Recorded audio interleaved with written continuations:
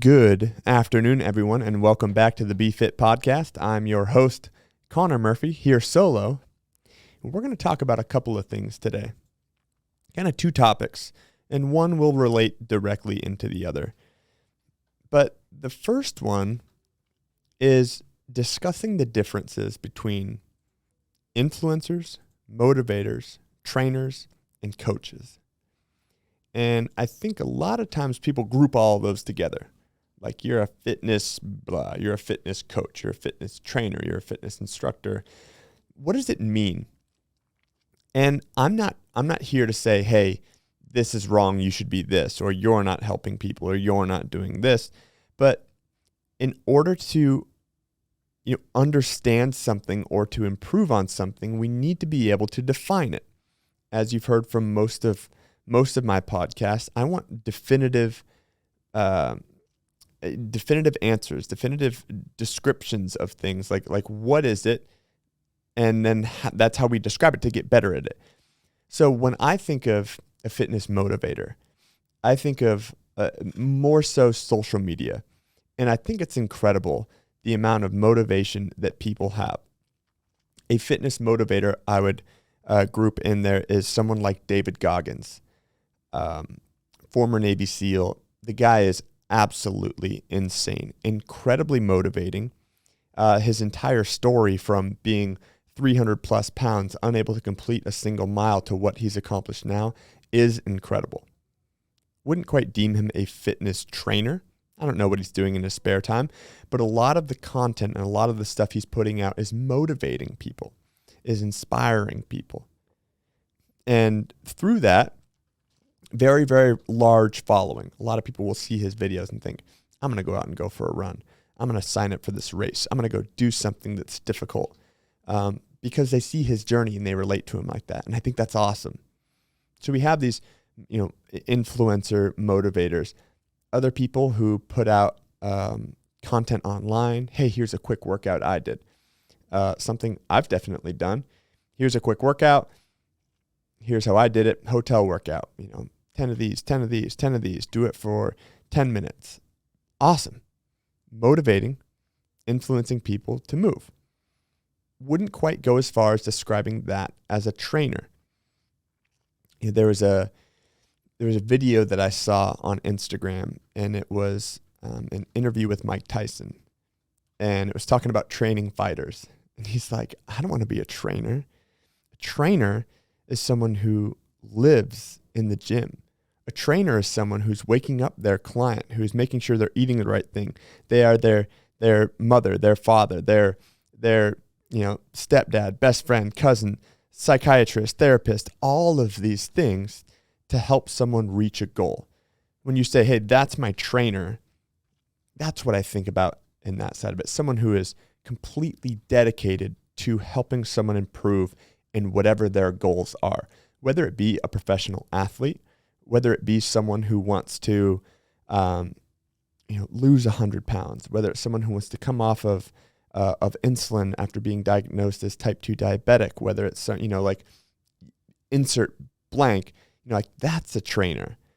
And I think that's the job that is one of the more difficult when it comes to the fitness industry. Now, people want to claim the title of, I'm one of the, they're one of the best trainers in the Boston area, or they're one of, the best trainers to do this. It's like, were they influencing and motivating people? Because that's one thing, and it's very beneficial, but are they a trainer?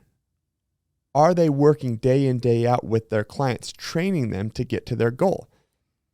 How many clients do they have that have lost over 100 pounds? How many clients do they have that have come off of insulin and type 2 diabetes after being diagnosed with type 2 diabetes? How many times have they been, made the varsity sport they were looking to make after training? How many times have they gone from AAA to professional? How many times from professional athletes have you worked with that ended up winning the championship? It's like the diversity in any kind of goal. How many people have you worked with that have gotten to that goal? It's like those are the trainers. The amount of knowledge that you have to be a successful trainer is more knowledge than you have to be a motivator or influencer. Not saying that one is better than the other, If you can reach the masses and get 1 million people to get off their ass and start running one day, that's incredible. But it is different than if you're working with one person who can barely get out of bed and you work with them day in, day out for a 2-year period to have them have these extraordinary results. It's like that's the role of a trainer.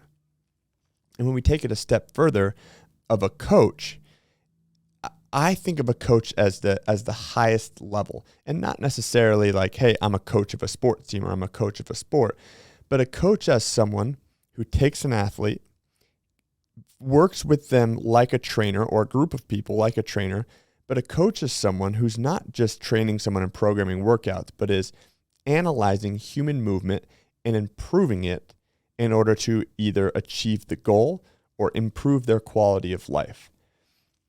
And I think that the differentiator there is understanding movement. It's the anatomy and physiology part of it.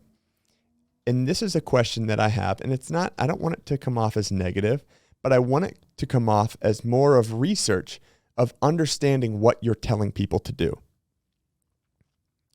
Everyone should squat. We all know that. Every trainer, every athlete, it's like we should all squat, we should all deadlift, we should all press. A squat is raising and lowering my center of gravity. I had to do it to sit down in this chair. I'm going to have to do it to stand back up. I'm going to perform a squat. Deadlift, if you drop something down to the ground, if you can't deadlift, then that's gone forever. You have to be able to lean down, pick it up. Pressing something up and overhead. We all get that we need to do it, but what a true coach should know is why, and what are we looking for? The squat seems like such a simple thing, which it is, but the more we try to dive into the simple, basic mechanics of it, I find a lot of trainers fall short with understanding why. What are the points of performance of an air squat? What are you looking for? You don't have to be an exercise physiologist to see a really, really good squat and a really bad squat and say, this one's better. You kind of have that innate sense of this is what it should look like. But what are you looking for in the squat? And why are you looking for it? When you say, hey, when you perform this movement, do it like this, why are we doing it like that? For example, if we talk about the air squat, there are 5 points of performance as CrossFit and as I teach the air squat, there are 5 points of performance that I look for. The points of performance go as this. In no specific order, we need a proper line of action, which is the hips traveling back and down. The weight evenly distributed throughout the foot, but the weight in the heels or heels down. Knees tracking toes, so knees going in the same direction as the toes. The depth below parallel, so the hip crease going below the knee in the squat, and maintaining a neutral spine, which maintains the natural S curvature of the spine, where it is wedded to the pelvis throughout the entire range of motion of the squat. Great. You got the points of performance. You can rehearse those. Awesome. Why are those the points of performance? This next piece is more important than the points of performance, is why are they points of performance? Knowing the mechanics of movement when you're teaching it need to do one, if not all, 3 of these things. First, promote orthopedic safety. Move the body in the way it is intended to move in the safest possible position. Second, take your joints through their full anatomical end ranges of motion. That's what we need to live, and that's what we need to keep our joints strong and healthy. The second is, does it promote muscular and mechanical advantage? Is it the most efficient way to do this movement? All points of performance need to direct back to that, and through there, now we have at least a general basis of why we are teaching someone to do the movement this way. You should rinse, wash, and repeat this process with everything that you are having your clients doing. If we reference those 3 back to the points of performance of the squat, well, Conor, you said the first point of performance was the hips traveling back and down. What that does is promote mechanical and muscular advantage, promoting proper core to extremity movement pattern. With the hips traveling back and down, we avoid excessive knee drive forward, and it allows us to maintain the other points of performance. The weight evenly distributed throughout the foot, but the weight in the heels. When you keep your heels down in a squat, it maximizes the contribution of the back side of your body, which means more musculature. So there's a mechanical and muscular advantage. be able to go all the way down and stand back up. Also, when we have our heels down, that creates balance about the frontal plane, which again is the muscular and mechanical advantage of the movement. If my heels come off the ground and I'm in my toes, that could create unwanted pressure or just anterior dominant squat where I'm overloading my quads, which can potentially lead to other problems. Therefore, heels down can also be related to orthopedic safety. Knees tracking toes. That's the healthiest and happiest ways our knees want to move, are in the same direction as our toes. Also allows for a full range of motion of the knee and of the hip, because if our knees are in, it could block our hip from going through a full range of motion. As you see, we can compound all of these things into why I'm teaching you to do this. If we talk about this in a lunge, if we talk about it in a press, if we talk about it in a clean, if we talk about it in a row, all of these things are very, very important, but you need to know why. And I think too often we see something look good and we're like, that's how I need to teach it, without taking that step further of understanding why we're doing it. That's the true job of a coach. And the beauty of it is that some of the best coaches in the world, some people that I've learned from that are the absolute best in their craft, whether they specialize in Olympic weightlifting, whether they specialize in CrossFit, whether they specialize in powerlifting, whether they specialize in strongman, any of that, they have this ability to take this large bit of knowledge, right? They know everything about the movement, but they can distill it down into simple teaching points to where I don't need to impress my clients by saying, a bunch of fancy jargon, to where I'm saying, hey, activate your posterior chain. It's like, no, you just tell them to keep their heels down and press their hips back. Or I don't need to, externally rotate your femur. It's like, what does that mean? Yes, have that knowledge of whatever, exercise physiology that you need, but distill it into simple teaching points to where your people or clients can understand it. Press your knees out. Pull your chest up. I need the natural S curvature of your spine. Extend your spine. It's like, what does that mean? Simplify it to where maybe afterwards you can explain your in-depth knowledge and understanding of the movement. But a true coach can, or the best coaches, the most efficient coaches in the world, can get people in the right positions, having all of this knowledge, knowing the points performance, knowing why we have the points performance, but getting your athlete to do it faster by giving them simple, direct, and actionable cues. That's our goal of a coach. And not to take away from, the motivators or influencers of the world, but maybe by taking some of these pieces as a good trainer and a good coach, you can now promote your product a little bit better. Hey, if I'm teaching the squat in a video to say, hey, on this, we're going to do 10 squats in this, and then we're going to do 10 sit-ups and then 10 presses. Maybe give someone a little bit more as to what you want them to do. Start to get into the coaching world, whether then, someone might not know what a squat is. Sure, you're giving a good visual representation of it, but someone may not know the mechanics of it. Hey, if you've never done a squat before, instead of doing a squat without an air squat, you're going to squat down to this target, sit down to the bench, and then stand back up. Giving people a little bit more and a little bit more of an understanding as to why. Functionality of movement, is what we want to increase. I had this discussion yesterday with someone talking about a lunge. It's like, well, what are we looking for in a lunge, and why do you teach it this way? And I'm not saying there's only one way to teach it, but you should have the knowledge as to why I'm teaching it that way, rather than just saying, this is what I want you to have. What is the goal? What is the goal of the workout? You could teach, if we go even a step further than this, you can teach, depending on the goal of a workout, you can teach the same movement differently. Depending on the goal of a workout, you can teach the same movement in separate ways. If I'm trying to get someone to get a 1 rep max power clean, I may teach the mechanics of the movement and how we're receiving the bar differently than if I want someone to do 21 unbroken reps of that.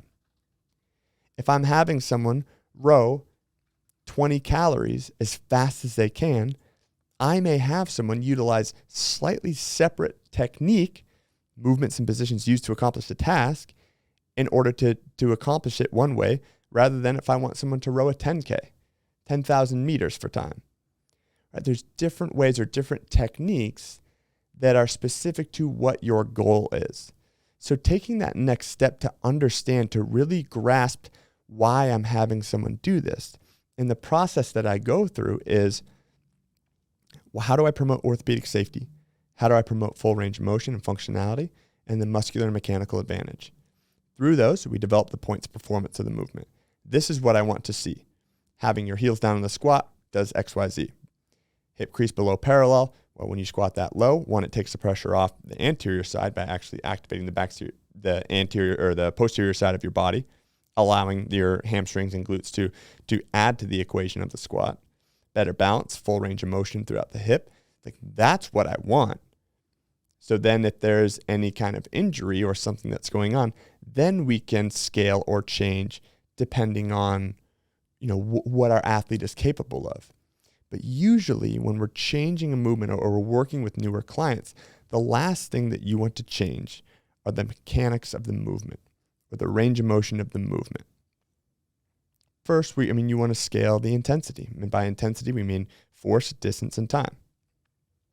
If today's workout that we did downstairs called for 100 thrusters with 50-pound dumbbells in each hand, well, if someone can't do thrusters, 100 total. So the scaling tenet was, I need you to be able to do 10 unbroken with relative ease. And if they can't do 10 unbroken with 50s, well, we're going to simply scale the weight.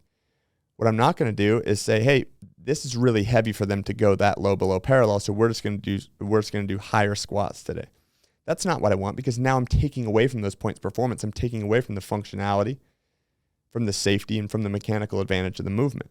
So we can scale the weight down, all the way down to where I can just have 2 expo markers in my hands. I'm squatting all the way down, standing and pressing, which is the full range of motion of a thruster. To where maybe it's not the load that's the issue, but maybe it's just the overall volume. So maybe instead of 100 reps total, maybe we stick with the 50-pound dumbbells if you can do them, but maybe not 10 with relative ease, and we scale it to 70 total reps, 60 total reps, 50 total reps. But we're maintaining the same mechanics of the movement because that's ideal for what we're looking for. Another way, so we can scale, obviously, the load, so the force, the distance, which could be, how many total reps. And then also what we can do is start to scale the time on it. Hey, what you're going to do is actually just 20 seconds of dumbbell thrusters. I don't care how many you get. We're going to, focus on the points performance and the mechanics of the movement, and then we're going to move on from there. So we're taking away from the total amount of reps, but we're able to perform 20 seconds worth of it. You get where I'm going for there, to where you can do this with every single movement. And that's where scaling comes in. And that's what makes training programs universal. To be able to scale the workout to where today I had someone doing thrusters, full range of motion with the dumbbells in their hands, 100 total reps. I had another client that I was working with that had a little bit heavier weight, but wasn't very comfortable on the squat, and I know likes to ride the line a little bit. So today we gave him a bench, and he sat down to the bench, and he stood up and he pressed. Movement a little bit slower. So we also scaled the overall volume. So he could go pain-free range of motion through a full range of motion squat if he sat down to a bench, stood up and pressed. So not only did we scale him there, but we also scaled the total amount of reps that he did. And in that way, I'm not changing everything to where now we're doing different movements that may not promote the same themes for sound movement or the points performance. And that's the role of coaches and trainers. They've got to take a look. They've got to have that second level understanding of the movement in order to be the most effective.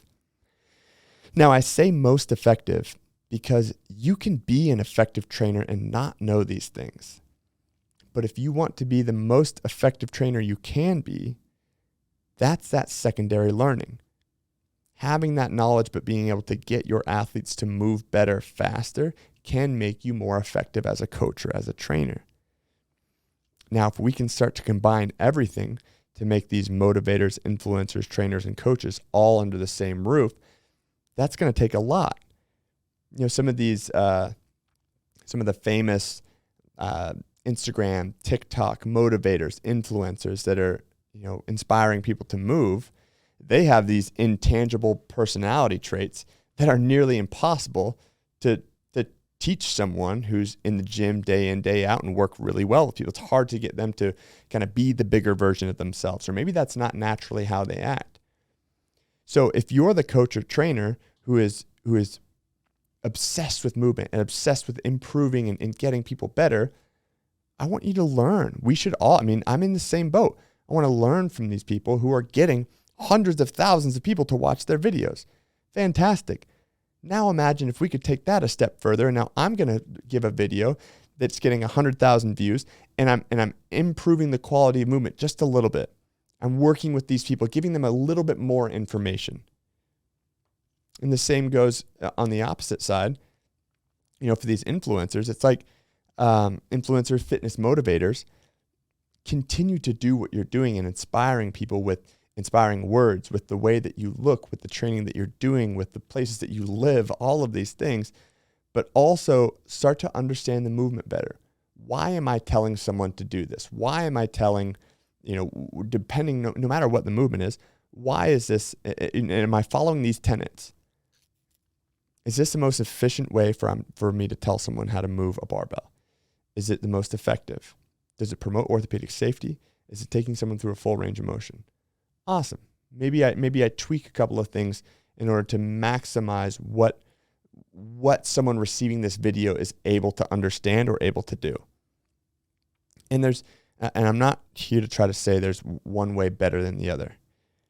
Yeah, I've gotten the opportunity to work with and train with some of the smartest and best coaches and trainers in the world. And I try to learn everything I can from them, from the simplest of movement and how to get people to move better. I've gotten to work with Coach Mike Bergner, USAW weightlifting coach, absolute legend in the community, who has an infinite amount of knowledge on weightlifting and different drills that you can do. Similarly with Chad Vaughn, Olympic weightlifter. Worked with him on multiple training camps. I've brought him out to our gyms before to work together. And the way they distill their knowledge into little tiny pieces to where people will improve their movement on the spot is incredible. They don't have to explain, hey, here's what I did in the 2007, or the 2008 Olympic Games in order to achieve this, with all this fancy jargon. It's just, hey, once the bar is on your shoulders, jump harder. Keep your heels down longer. Squeeze your butt. There's all these just little simple things that's speaking to the points performance, that's speaking to a much greater base of knowledge on why you want someone to do something, but it simplifies it into getting what's needed to be done faster. So I've gotten the opportunity to learn from those people. I also turned, conversely, working in an industry with artists, musical artists, celebrities, to where I've worked with people who can, just with a simple post saying, hey, I did this workout with no other information, and have hundreds of thousands of people being like, this is so inspiring, this is so motivating, I'm going to do this, I'm going to try this out. And just through their personalities and how much people want to be around them and to be like them. And I want to try to beg, borrow, and steal from them as much as I want to from the other coaches and trainers. And if we can all kind of take a step back to not think, well, there's nothing I can get better at, I'm the best at X. It's like, get those 4 categories, see where you are strongest or weakest, and then work your weaknesses to become an even better motivator, influencer, trainer, or coach. And that was kind of the main topic that I wanted to talk about today is knowing the points performance, knowing the anatomy on why you want someone to do something. Have conversations with other trainers. Know the why behind it. You don't necessarily have to explain the why every single time you tell someone to do a movement or do a movement. But if you know the why, it will direct your knowledge, it'll direct your understanding, and direct your eyes on what to look for and how to improve these things. It's very, very powerful. A lot of people out there are hustling, and they're doing their thing to help people improve the quality of their life through fitness, no matter what way they're doing that. It's just, in my opinion, a couple of ways that we can perhaps be more effective as trainers, motivators, influencers, coaches. So that's all I want to talk about today. If you have If you have any questions on this, if you want to have a more in-depth conversation, you can always reach out to me on Instagram at Conor T. Murphy, one N CONORTMURPHY. Reach out, DM us at Big Night Fitness on Instagram. You can comment on the YouTube page. Anyway, if you want articles to read on movement, if you were like, hey, you talked about the squat, why is this in the squat? Or, hey, can you break this down in a push press? Can you break this down in skiing on a ski erg, on a Concept 2 ski erg? I'm more than happy to give you every bit of knowledge that I didn't make up. I'm not a smart person in that. I didn't get to invent any of this.